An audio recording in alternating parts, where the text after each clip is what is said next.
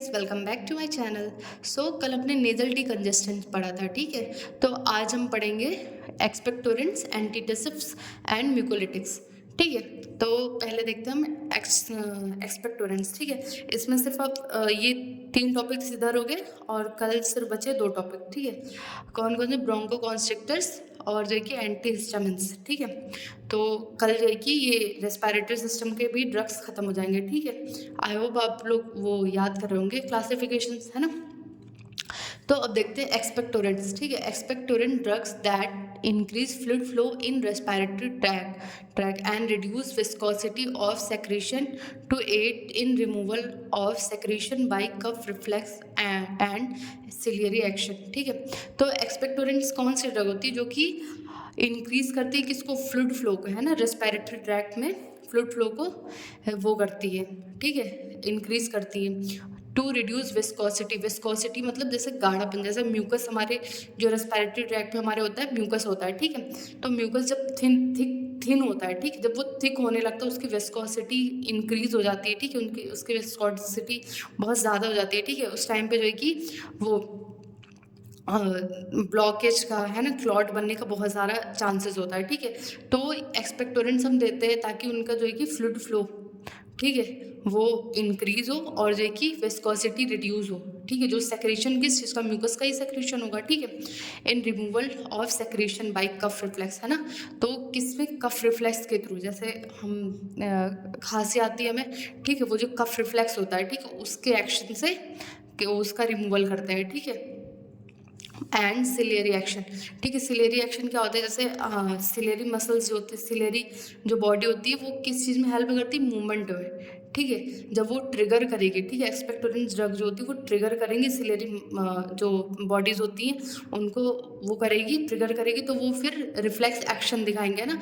तो जो म्यूकस होता है, ठीक है, तो वो बाहर रिमूव हो जाता है, ठीक है। It make cough more productive to clear mucus, ठीक है। ये जो कफ होता है उसको मोर प्रोडक्टिव बनाता है, मतलब उसको बाहर निकालने में हेल्प करता है, ठीक है। टू क्लियर म्यूकस, ठीक है, म्यूकस ही वो होता है, ठीक है, उसको क्लियर करने में हेल्प करता है, ठीक है। अब इंडिकेशंस देख लेते हैं। Dry cough, non productive cough, ठीक है। ड्राई कफ जैसे सूखा वो जुकाम जैसे हो जाता है ना हमें, तो उसमें देते हैं, ठीक है। नॉन प्रोडक्टिव कफ जैसे कोई कफ है वो फंसा हुआ है ना, जैसे हमें लगता है कि हाँ कुछ तो है अंदर, है ना, तो उसको रिमूव करने के लिए देते हैं, ठीक है। अब कौन कौन सी ड्रग्स इसमें आती है, ठीक है। इसमें आती है गॉफेनेसिन, ठीक है, गॉफेनेसिन एंड पोटेशियम आयोडाइड, ठीक है। इसको एज इट इज़ याद कर लेना है, ठीक है। ये 1 वर्ड में पूछ सकता है कि एक्सपेक्टोरेंट ड्रग्स कौन सी होती है, या फिर ये एमसीक्यूज में पूछ सकता है, ठीक है। ऑप्शन दे दिया, ठीक है, ये एग्जाम्पल दे रहा है, एग्जाम्पल दे दिया, तो इसमें से आपको टिक करना पड़ेगा, ठीक है। अब कॉन्ट्रा इंडिकेशन किस में नहीं देते, ठीक है। हाइपर सेंसिटिविटी किसी को, ये कॉन्ट्रा इंडिकेशन साइड इफेक्ट्स मैंने कितनी बार बताया, वो सारे सेम होंगे हर में, ठीक है। तो hypersensitivity, high fever, rashes, nausea, vomiting etcetera, इन सब में, ठीक है। तो अब हम देखते हैं एंटीटसिव्स, ठीक है। जो एंटीटसिव्स ड्रग होती है वो किस लिए यूज़ होती है? वो कफ को रिलीव करने के लिए यूज़ होती है, ठीक है। By suppressing the cough center in medulla, जैसे हमें कफिंग होती है, ठीक है, उस टाइम पे हम ये कफिंग में देते हैं, ठीक है, कफिंग को सप्रेस करने में, ठीक है। तो जब हमें कफिंग होती है, ठीक है, तो वो क्या होता है, हमें बहुत ज़्यादा म्यूकस प्रोडक्शन होने लगता है, ठीक है। और जो है कि क्या होता है, बाय सप्रेसिंग कफ सेंटर, ठीक है, ये क्या करता है, कफ सेंटर को सप्रेस कर देता है, ठीक है, जो कहाँ पे होता है? मेडुला में, ठीक है। उसको सप्रेस करके ये एक्शन दिखाता है, ठीक है। इंडिकेशन क्या होगा? To stop non productive cough, है ना। वो जो नॉन प्रोडक्टिव कफ होता है, मतलब जो बाहर नहीं निकल सकता है ना, ऐसे कफ को वो स्टॉप करता है, ठीक है। अब इसके क्लासिफिकेशन है एंटीटसिव्स के, ठीक है। इसके 2 classification, opioids and non opioids, ठीक है। ओपियाइड्स क्या होते हैं? ऐसे ड्रग होते हैं जो नारकोटिक्स जैसे वो सीएनएस को सप्रेस कर देते हैं, ठीक है। और जो नॉन ओपियाइड्स होते हैं वो सीएनएस को सप्रेस नहीं करते, जो ओपियाइड्स का एक्शन होता है वो सीएनएस को सप्रेस करके एक्शन दिखाते हैं, ठीक है। जैसे उनको नींद आना है, ठीक है, ये सारी चीज़ें इसमें होंगी। और नॉन ओपियाइड होते हैं उसमें ये सीएनएस को सप्रेशन नहीं होता है, ठीक है। अब वो ओपियोइड्स में कौन कौन से ड्रग हैं? कोडेन, फालकोडीन, है ना, मॉर्फिन, इसको एज इट इज़ याद करना है, ठीक है। एज ए पीसीएम से भी याद कर सकते हैं, ठीक है। इसका तो हमने जो निमोनिक बनाया था पीसीएम बनाया था, ठीक है।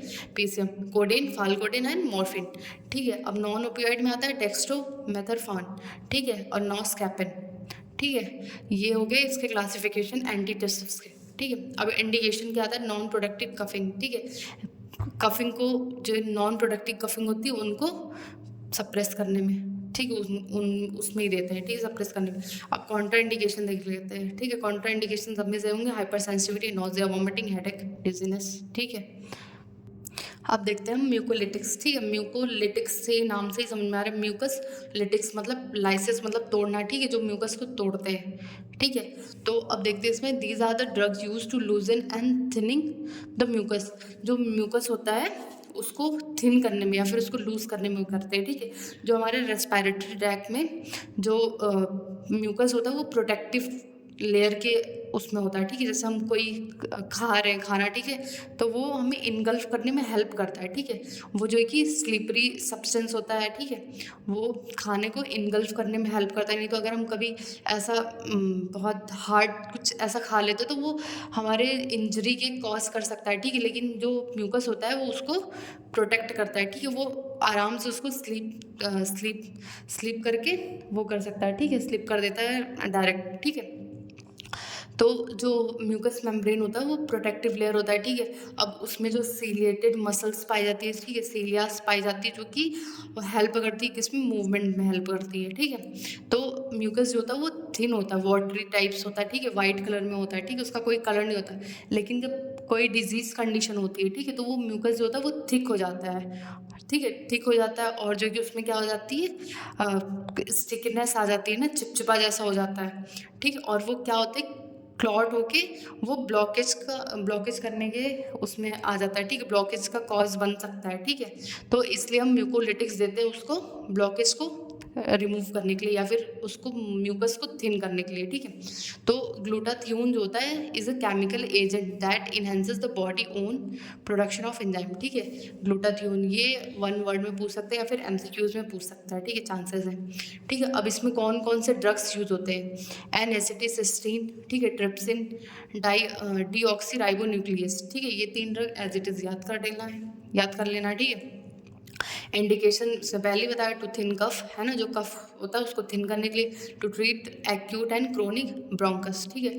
अब ब्रोंकस में क्या होता है, वो क्लॉटिंग हो जाती है, ठीक है, उसको रिमूव करने के लिए, ठीक है।